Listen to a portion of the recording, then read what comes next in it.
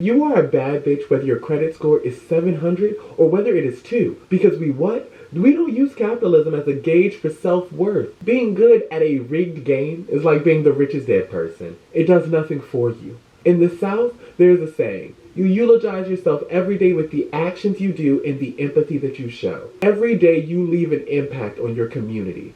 Every single day you leave behind a trail of lives that you've affected, either positively or negatively. But I've always thought about the fact that it pays no attention to the empathy that you show yourself. Ask yourself, how will you be eulogized if it is based on how you treated yourself? Oftentimes we're taught to base our self-worth on what we can do for others or other things that we can do for the community.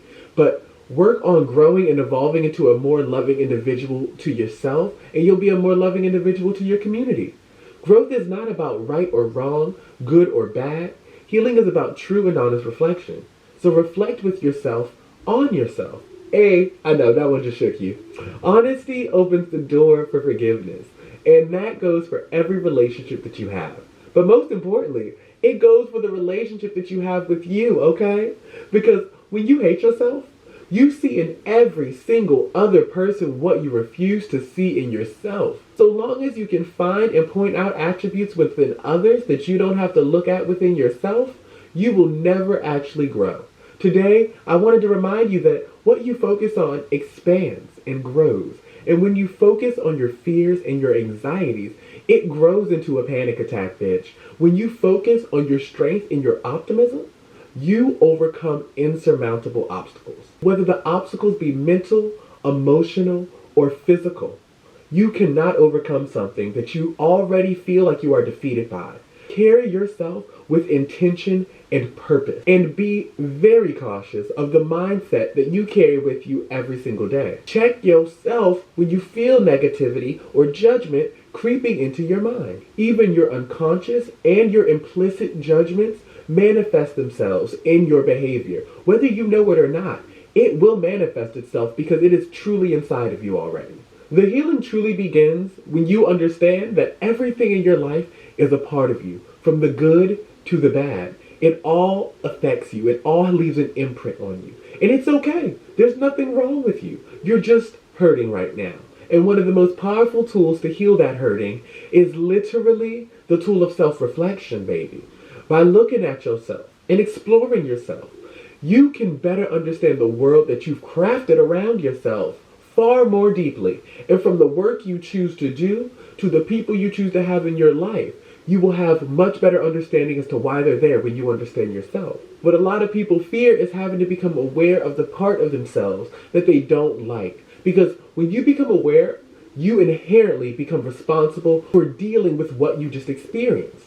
When you're forced to sit and acknowledge the emotions you have and the trauma that you have experienced, you must deal with them.